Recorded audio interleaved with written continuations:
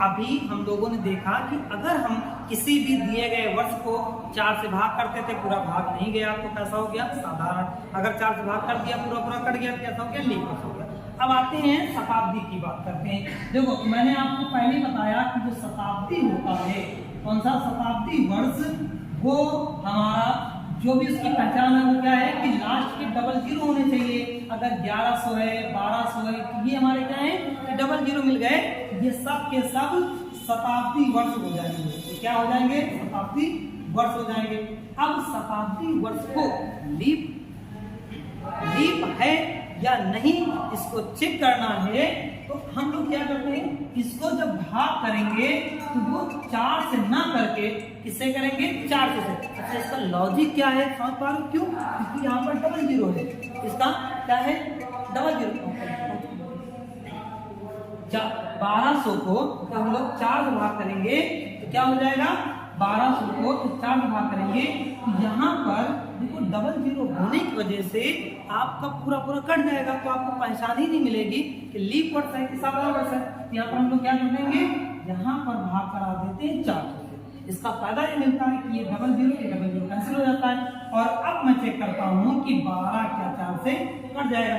अगर ये पूरा पूरा कट गया, इसका मतलब ये हमारा लीप शताब्दी होगी, अन्यथा नहीं होगी। तो 400 से भाग करने का जो रीजन है वो क्या है कि अंत में डबल जीरो मिल जाते हैं, और डबल जीरो अगर किसी संख्या के अंत में आ जाते हैं तो 100% 4 से विभाजित हो जाता है। तो 4 से विभाजित हो जाएगा तो हमें पता ही नहीं चल पाएगा कि ये शताब्दी वर्ष लीप शताब्दी साधारण है। इसलिए डबल जीरो को हटाने के लिए हम लोग नीचे भी डबल जीरो बढ़ा देते हैं, इसलिए हम इसको बोल देते हैं कि 400 से भाग करते हैं। उसका कोई दिक्कत नहीं, आप डबल जीरो को हटाकर बचे हुए नंबर को 4 से भाग करके देख सकते हो। अगर वो कट रहा है तो शताब्दी होगा, लीप शताब्दी होगा, अन्यथा नहीं होगा। ठीक, तो अगर आप 400 याद कर सकते हो तो वो भी याद कर सकते हो।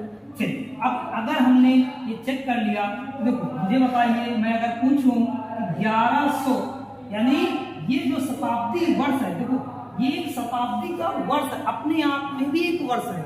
अब ये क्या है? ये लीप शताब्दी है या साधारण शताब्दी है, इसको हमें चेक करना है। ठीक, अब इसको चेक करने के लिए हम लोग क्या करते हैं कि यहाँ पर 1100 को या तो हम 400 से भाग करें, या पहली बार ही कर देते कि यहाँ पर डबल जीरो हटा दिया, अब 4 से चेक कर लेते। ठीक, तो अगर डबल जीरो हटा दिया तो नंबर को 4 से भाग कर देना। अगर आपने डबल जीरो रख रखा है तो यहाँ पर भी 400 से भाग कर देना। अब आप यहाँ पर देख पा रहे हो कि 11 जो है 4 से पूर्ण से विभाजित नहीं हो रहा। जब नहीं होगा तो ये कैसी शताब्दी हो जाएगी? ये हमारी साधारण शताब्दी बन जाएगी।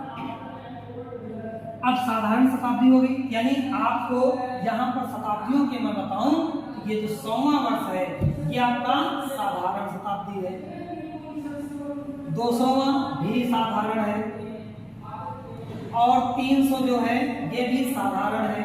लेकिन जो आपकी पहली बनेगी यानी 400वां वर्ष यानी चौथी जो शताब्दी होगी, 400वां वर्ष है, ये आपकी लीप शताब्दी हो जाएगी। कौन सी?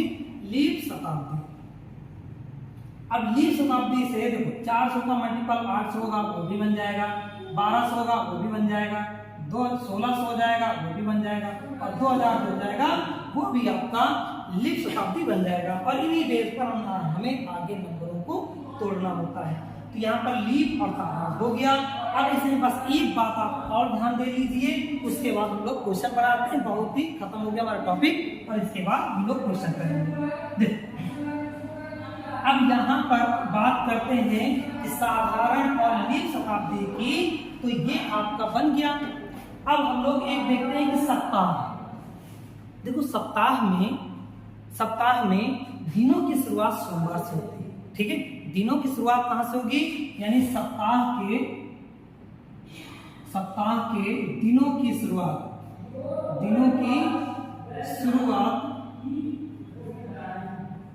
कहां से होती है? सोमवार से होती है। अच्छा, कुछ लोग इसको कोड से बताते हैं, तो कोड बताने वाले कहो जल्दी जल्दी में आपको बता दें कि दिनों की शुरुआत कहां से? संडे से होती है, जबकि ऐसा नहीं है। यहाँ पर सप्ताह में दिनों की शुरुआत कहां से होती है? सोमवार से होती है। तो पहला दिन इसका क्या बनता है? सोमवार। तो ये पहला दिन है, हम लोग उसमें लेते हैं पहला दिन। दूसरा दिन बनता है मंगलवार, तो हम लोग इसको दूसरा नाम दे देते हैं दूसरा दिन। तीसरा हो जाता है बुधवार, तो हम लोग इसको तीसरा नंबर दे देते हैं। फिर हो जाता है बृहस्पतिवार, बृहस्पतिवार या इसी को गुरुवार भी कहते हो, ठीक। तो ये आपका चौथा दिन है, इसको चौथा बोल देते हैं। फिर आपको मिलता है शुक्रवार, तो शुक्रवार जो होता है वो पांचवा होता है। फिर आपको बन जाता है शनिवार, शनिवार ये आपका छठा दिन होता है। यानी सप्ताह का छठवां दिन कौन सा? शनिवार है। और जो रविवार है, रविवार वो आपका हो जाता है सातवां दिन, ठीक। और फिर जब हम आगे बढ़ेंगे, सोमवार आ जाएगा, तो फिर से हमारा 8वां दिन, 9वां दिन, 10वां दिन। तो आप एक चीज देख रहे हो कि सप्ताह में संडे के बाद दिन फिर से रिवीजन में आ रहे हैं। तो यहाँ पर जैसे दिन रिवीजन या रिपीट में आ रहे हैं, तो यहाँ संडे, मंडे फिर शुरू हो गए हैं। तो देखो जो टोटल दिन कितने हमारे पास सप्ताह में? 7। तो क्यों ना मैं 7 को एक नंबर ले लूं और इस बेस पर सारे दिनों को चेक कर दूं, यानी विषम दिनों को दिखा दूं। देखो सप्ताह में कुल कितने दिन है? 7। तो अगर मैं ये कहूं कि बताइए 8वां दिन कौन सा है, तो आप कहोगे कि सप्ताह में तो 7 दिन होते हैं, 7 दिनों में मंडे से लेकर संडे तक हमारे 7 ही हो गए। 8वां दिन जो आएगा फिर से सोमवार आ जाएगा। तो क्या सोमवार को मैं पहला दिन बोला है? आपने कहा बिल्कुल बोला है। तो क्या मैं 8 को 7 से भाग कर दूं और यहाँ पर जो शेष आया है, क्या शेष जो आया है, क्या वो शेष किसी दिन की ओर इंडिकेट कर रहा है? तो आपने कहा बिल्कुल कि अगर मैं 7 से 8 को भाग करूंगा तो यहाँ पर शेष जो बचेगा 1 आएगा। और 1 को अगर मैं कोड मान लूं, तो एक नंबर मान लूं, तो ये 1 जो है सोमवार को दिखा रहा है। बिल्कुल, इसीलिए 7 को हम लोग एक फार्मूले के तौर पर बना लेते हैं कि 7 से अगर दिनों को, ध्यान रखना 7 से किसको भाग करना है? दिनों को भाग करना है। तो 7 को अगर दिनों से भाग कर देंगे तो जितना शेष बचेगा, इसी शेष को हम लोग विषम दिन बोल देते हैं, ऑड डे हो जाता है। इसी को एक्स्ट्रा भी बोलते हैं, एक्स्ट्रा डे भी आपका आ जाता है, ठीक है। यानी या तो विषम दिन बोलो, या तो ऑड डे बोलो, या तो एक्स्ट्रा डे बोलो। और ये क्या होते हैं? ये 7 क्यों लिया? आपको क्लियर ये चीज होना चाहिए। सप्ताह में 7 ही दिन होते हैं, तो 8वां दिन फिर से उसी सप्ताह के अगले दिन से रिपीट होता है, पुनरावृत्ति होती है। इसलिए हम लोग 7 का एक पेयर बनाते चले जाते हैं, उनको हटाते चले जाते हैं। उसके बाद जितना भी बचता है वो हमारा विषम दिन होता है। अब इस बेस पर हम लोग अगर संडे को 7 से भाग करें, ये तो 0 बन जाएगा। इसीलिए जब हम लोग कोड याद करने के तौर पर होता है, कोड आप याद मत करिए, आप सोचिए पहला दिन सोमवार होता है, 1 हो जाता है, दूसरा दिन मंगलवार होता है, 2 दिन हो जाता है, बुधवार तीसरा दिन हो गया, बृहस्पतिवार चौथा दिन हो गया, शुक्रवार 5वां दिन हो गया, शनिवार 6वां दिन, रविवार 7वां दिन है। तो हमने भाग दिया था 7 से, उसी नंबर से भाग करोगे से 0 आ जाएगा। तो अगर मैं इनको कोड कर दूं, ये हमारे कोड हो जाए, कोई बात नहीं, हमारी ये कोड आराम से याद हो सकते, क्योंकि ये सप्ताह थे। जब सप्ताह थे अपने आप ही याद हो जाएगा। सोमवार 1, मंगलवार 2, बुधवार 3, बृहस्पतिवार 4, शुक्रवार 5, शनिवार 6 और रविवार हमारा 0 बन जाएगा। अब इसका फायदा ये मिला कि देखो, मैं अगर आपसे कहूँ कि बताइए यहाँ पर विषम दिन को समझ पा रहे क्या है कि दिए गए दिनों को, इसको दिनों, तो आप हमेशा याद रखिए कि दिनों को 7 से भाग करेंगे, 7 से भाग करेंगे, ठीक है। इतना आप याद रखो, 7 से तभी भाग करना है जब यहाँ पर आपको दिन मिले। 4 से कब भाग मिलना है? जब आपको सन मिले, वर्ष मिले, या 12 वर्ष 15 वर्ष इस तरह का वर्ष शब्द यूज करें। यानी क्या है, अगर वर्ष शब्द आया है तो 4 से भाग करना, अगर दिन शब्द आया है तो 7 से भाग करना, ठीक। तो अब हम लोग जब 7 से भाग करते हैं, जितना शेष आता है वही हमारा विषम दिन हो जाता है। तो आई होप आप इसको समझ पा रहे हो। अब इस पर हम लोग कुछ क्वेश्चन कर लेते हैं,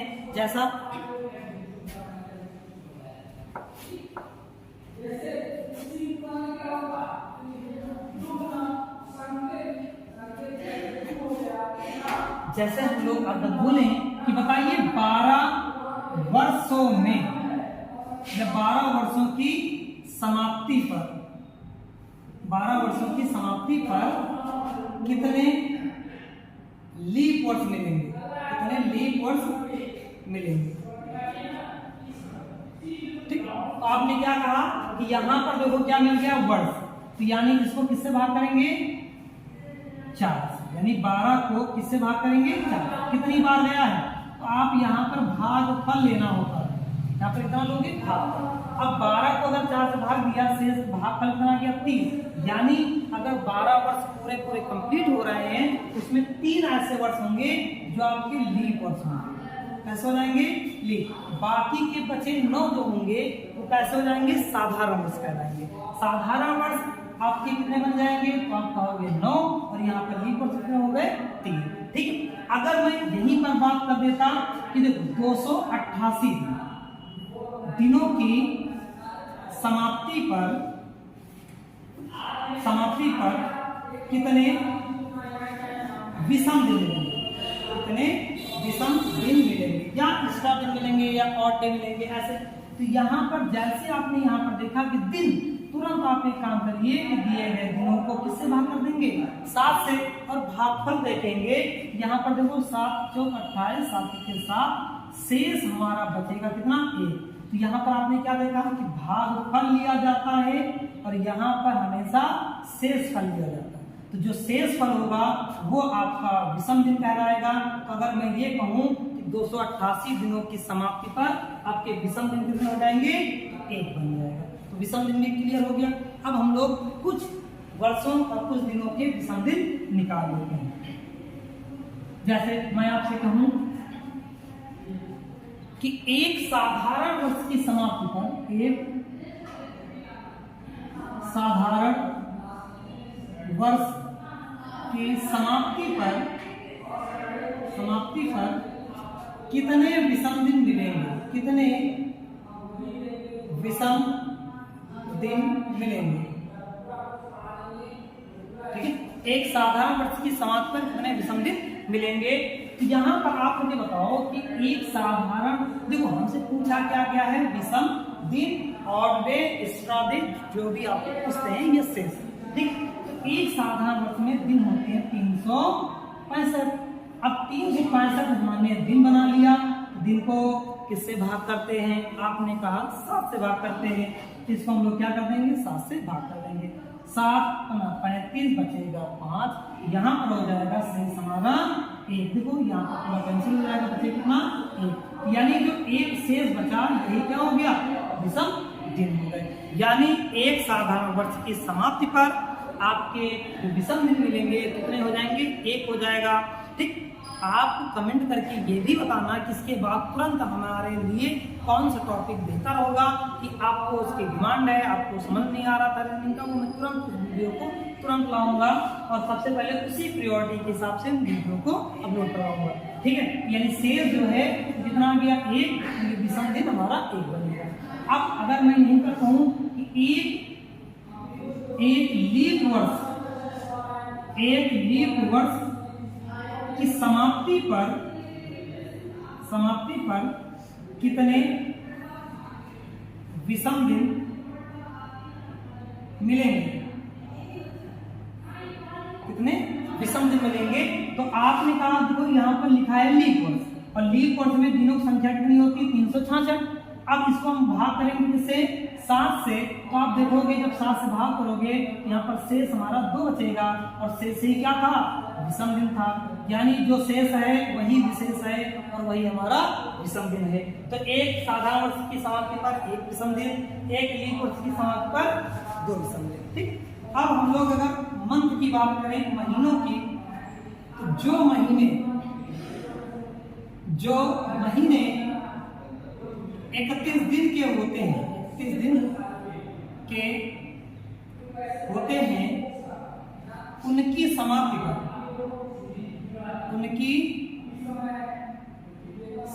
पर विषम दिन 3 प्राप्त होते हैं, 3 प्राप्त होते हैं। ठीक है, यानी ऐसे महीने जिनमें दिनों की संख्या 31 होगी, अगर उसको हम 7 से भाग करेंगे तो शेष बचेगा 3, और वो हमारे 3 प्राप्त होंगे। ठीक है, आप डायरेक्ट याद रखिएगा, अगर ऐसा कोई मंथ है जिसमें दिनों की संख्या 31 थी और पूरा महीना कंप्लीट हो गया है, तो उसमें विषम दिन कितने मिलेंगे, 3। अगर ऐसा कोई महीना जो 30 दिन का हो, यानी जो महीने 30 दिन के होते हैं, 30 दिन के होते हैं, उनकी समाप्ति पर शेष या विषम दिन हमारे 2 प्राप्त होते हैं, ठीक, याद रहेगा। और फरवरी के लिए 28 के लिए क्या कर देते हैं कि भाई 28 का तो 0 मिल जाएगा, अगर लीप वर्ष की फरवरी है तो 1 प्राप्त हो जाएगा 29 दिन की। तो ये आप डायरेक्ट ऐसे याद रखिएगा कि अगर 31 दिन का कोई है तो वहां पर क्या हो जाएगा कि 3 दिन, अगर 30 दिन का है तो 2 दिन हो जाएगा। अगर वो महीना कंप्लीट हो रहा है तब ही करिएगा, ऐसा मत कर दीजिएगा कि उस महीने की किसी डेट को दिया है और हमने डायरेक्ट उसका कोड लिख दिया, ऐसा मत करिएगा। मैंने यहाँ पर यही बताया है कि समाप्ति होंगे तभी आपको वो लिखना है, अन्यथा उस महीने की उस डेट तक पहुंचना होता है, ठीक। अब यहाँ पर क्या हो गया कि जो महीने 31 दिन के 3, जो महीने 30 दिन के 3। अब आते हैं कि लीप वर्ष आखिर 100 साल, 200 साल, 300 साल, 400 साल में कितने प्राप्त होते हैं उनको देख लेते हैं। तो जैसे अगर हम लोग बात करें कि यहाँ पर 100 वर्ष, 200 वर्ष, 100 वर्ष, 200 वर्ष, 300 वर्ष और 400 वर्ष, ठीक है। इन वर्षों की समाप्ति पर पहले हम लोग चेक कर लेते हैं कि कितने साधारण वर्ष मिलेंगे और कितने लीप वर्ष मिलेंगे, और उसके बाद उसमें देखेंगे कि कितने वर्षों की समाप्ति पर कुल विषम दिन कितने मिलेंगे। तो फिर आते हैं कि देखो 100 वर्ष है तो पूरे कंप्लीट हो जाएंगे। अगर हम लोग इसको 4 से भाग करते तो ये पूरा कट जाता है, लेकिन पर्टिकुलर यानी पर्सनल जो 100वां वर्ष है वो अपने आप में शताब्दी वर्ष है, और उसको चेक करने के लिए कि वो लीप है कि नहीं तो 400 से बात करते हैं कि 400 से जब भाग करेंगे तो देखोगे कि पूरा भाग नहीं गया। इसका मतलब 100वां वर्ष अपने आप में एक साधारण वर्ष है, इसलिए हम लोग डायरेक्ट अगर चेक करना हो तो आप 99 को 4 से भाग कर दो, 25 बार ऐसे, 24 बार ऐसे चला जाएगा, 96 आ जाएगा, सिर्फ बचेगा 3। और पर्टिकुलर 100वें वर्ष को चेक करने के लिए हम लोग 400 से भाग कर देंगे। तो आप देखा कि 100वां वर्ष जो पर्सनल नंबर है वो अपने आप में एक साधारण वर्ष है। तो लीप वर्ष हमारे पास 24 ही प्राप्त है। इसका मतलब साधारण कितने प्राप्त हो जाएंगे, तो 24 से जो बचेंगे वो साधारण हो जाएंगे 76। अब इसी बात को हम लोग यहाँ पर देखें कि 200 वर्ष में कितना हो जाएगा, तो आप कहोगे 200 वर्ष में भी जो पर्टिकुलर 200वां वर्ष है वो भी तो एक साधारण वर्ष है।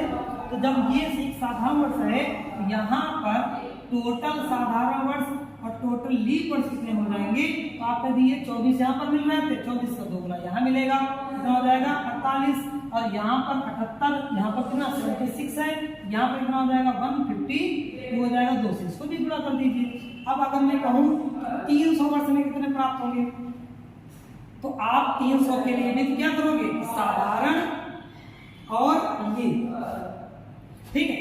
यहाँ पर क्या है 76 को इस बार 3 से गुणा कर देना और 24 को यहाँ पर 3 से गुणा कर देना, 24 कहीं 72, यानी क्या हो जाएगा ये 72 हो जाएगा। और यहाँ पर हम लोग देख लेंगे तो देखो यहाँ पर 8 आ जाएगा और ये आपका हमारा कितना बन गया 2 हो जाएगा और ये हो जाएगा 228, ठीक है। यानी इसको क्या करना सीधा 72 को जोड़ के देख लेना कि अगर 300 मिल गया ये साधारण वर्ष हो गए, लीप वर्ष हो गए। अब 400वां जो वर्ष होता है वो अपने आप में एक लीप वर्ष होता है। 400वां वर्ष अपने आप में एक लीप वर्ष है। क्या है, लीप वर्ष है। इसका मतलब ये अपने आप में एक लीप वर्ष हो गया है। तो जितने भी हम लोग पीछे 100, 200, 300 चेक कर रहे थे, इसमें एक वर्ष और बढ़ जाएगा। तो अब हमारे पास यहाँ पर जो साधारण और लीप लिख रहे थे, तो यहाँ के हिसाब से 2400 को 96 होना चाहिए था, लेकिन अब हो जाएगा 97। तो यानी 96 प्लस 1, ये कहाँ से आया, इस वाले से, क्योंकि 400वां वर्ष अपने आप में एक लीप वर्ष था। ठीक, तो अब बचे हुए साधारण वर्ष कितने हो जाएंगे, तो आपने कहा 303 ये हमारे साधारण वर्ष हो जाएंगे और 97 लीप वर्ष हो जाएंगे। तो यानी 100 वर्षों की समाप्ति पर साधारण वर्ष आपके 76 मिलेंगे और लीप वर्ष 24 मिलेंगे। 200 वर्ष की समाप्ति पर 152 और 48 मिलेंगे। यानी हमने क्या किया, इसका जस्ट दोगुना तिगुना कर दिया। बस यहाँ पर एक यूज क्या हुआ कि 400वां वर्ष अपने आप में एक शताब्दी वर्ष है। शताब्दी वर्ष को लीप वर्ष है या नहीं इसको चेक करने के लिए 400 से भाग करते हैं। अगर देखो इसको 400 से भाग किए होते तो ये पूरा पूरा कट गया, और पूरा पूरा कट जाना मतलब अपने आप में एक लीप वर्ष हो गया। ठीक, अब इन सब के बाद अगर मैं ये कहूँ कि बताओ मुझे कि यहाँ पर 100 वर्षों की समाप्ति पर विषम दिन कितने मिलेंगे, क्या कि विषम दिन कितने मिलेंगे, पूरा पूरा 100 वर्ष समाप्त हो जाए, 200 वर्ष समाप्त हो जाए और 300 वर्ष समाप्त हो जाए और 400 वर्ष समाप्त हो जाए, तो आखिर कितने हमारे विषम दिन प्राप्त होंगे। तो अभी मैंने जस्ट पीछे मुश्किल से 5 मिनट पहले आप वीडियो पीछे देखोगे तो आपको मैंने बताया था कि एक साधारण वर्ष की समाप्ति पर एक हमारा विषम दिन मिलता है और एक लीप वर्ष की समाप्ति पर कितना 2 विषम दिन मिलता है। ठीक, अब इस चीज को हम लोग यहाँ पर डायरेक्ट कर सकते थे। यहाँ पर देखो, यहाँ पर अगर 2 से गुणा करेंगे ये क्या हो जाएगा, विषम दिन बन जाएंगे। इसको हम लोग 1 से गुणा कर देंगे ये विषम दिन मिल जाएंगे। क्यों, क्योंकि ये साधारण वर्ष है और साधारण को हमें विषम दिन बनाना होता है तो 1 से गुणा करेंगे। लीप वर्षों को विषम दिन बनाना होगा तो जितने भी लीप वर्ष हैं उनको 2 से गुणा कर दीजिए। इन सबको जोड़ोगे तो कभी भी ध्यान रखना विषम दिन 6 से ज्यादा नहीं हो सकता। क्या मैं बोल रहा हूँ कि कभी भी विषम दिन 6 से ज्यादा नंबर नहीं हो सकता है, क्योंकि जिससे आप भाग करते हो शेष हमेशा उससे छोटा आएगा। या तो शेष 0 आएगा, 1 आएगा, 2 आएगा, 3 आएगा, 4 आएगा, 5 आएगा, 6, 7 नहीं हो सकता, नहीं तो फिर 0 बना देगा। ठीक, इस बेस पर हम लोग ये कहेंगे कि जितने इन दोनों को गुणा करके जोड़ के भाग करोगे, यहाँ पर मैं डायरेक्ट लिख रहा हूँ कि 5 मिलेंगे आपको। ठीक, इन सबको जोड़ दोगे, 7 से भाग करोगे, शेष बचेंगे 5। उसी तरीके से यहाँ पर भी 1 से गुणा, 2 से गुणा, जोड़ोगे, भाग करोगे, यहाँ पर मिल जाएगा 3 और 300 वर्षों में हमारा मिलेगा 1 और 400 वर्षों की समाप्ति पर विषम दिन जो मिलते हैं वो मिलता है 0। ये नंबर बहुत इंपॉर्टेंट है, इसको ध्यान रखना। और इसी बेस पर हम लोग वहां पर दिन निकालते हैं तो इस पर वर्षों और दिए गए सबको तोड़ देते हैं। यानी क्या है, 100 वर्षों की समाप्ति पर विषम दिन 5, 200 वर्षों की समाप्ति पर विषम दिन 3, 300 वर्षों की समाप्ति पर विषम दिन 1 और 400 वर्षों की समाप्ति पर 0 मिलता है। ठीक, अब अगर मैं ये कहूं कि शताब्दी वर्ष का अंतिम दिन, शताब्दी वर्ष का अंतिम दिन, अंतिम दिन यानी क्या है कि अगर मैं पूछूं कि बताइए जो 100वां वर्ष चल रहा होगा तो वो जब समाप्त होने लगा होगा तो उस वर्ष का अंतिम दिन क्या हो सकता है। तो यहाँ पर 100वां वर्ष, 200, 300, 400, तो आप मुझे बताओ शताब्दी वर्ष का अंतिम दिन जब भी पूछेंगे तो ये जो 5 दिख रहा है, ये बताइए हम लोगों ने भी जब सप्ताह देखा था, सप्ताह में असल कौन सा दिन था जो 5वें नंबर पर आया था, तो आपने कहा वो दिन था शुक्रवार। यानी हम ये कह सकते हैं कि शुक्रवार किसी भी शताब्दी वर्ष का अंतिम दिन हो सकता है। यहाँ पर 3 है, 3 को हम लोगों ने लिखा था, वहां पर बुधवार, यहाँ पर क्या होगा, शताब्दी वर्ष का अंतिम दिन बुधवार बन सकता है। अब यहाँ पर 1 है, 1 क्या दिखाएगा, सोमवार। सोमवार क्या है, किसी भी शताब्दी वर्ष का अंतिम दिन बन सकता है। और 0 क्या दिखाता है, रविवार। तो रविवार भी किसी भी शताब्दी वर्ष का क्या बन जाएगा। इसको कभी कभी आदित्यवार भी लिख के आ जाता है, इसलिए ध्यान रखना क्या है कि 0 जो है वो हमारा रविवार को शो करता है। तो अगर आपसे प्रश्न पूछा जाए कि दिए गए ऑप्शन में कौन सा शताब्दी वर्ष का अंतिम दिन नहीं है, तो आप पहले चेक कर लेना कि दिए गए वर्षों के शताब्दी वर्ष के अंतिम दिन ये हो सकते हैं कौन कौन से, शुक्रवार, बुधवार, सोमवार, रविवार, ये आपके शताब्दी वर्ष के दिन हो सकते हैं। कौन कौन से नहीं हो सकते, तो आप कहोगे मंगलवार, गुरुवार और शनिवार किसी भी शताब्दी वर्ष के अंतिम दिन नहीं होंगे। ये क्या होंगे, नहीं होंगे।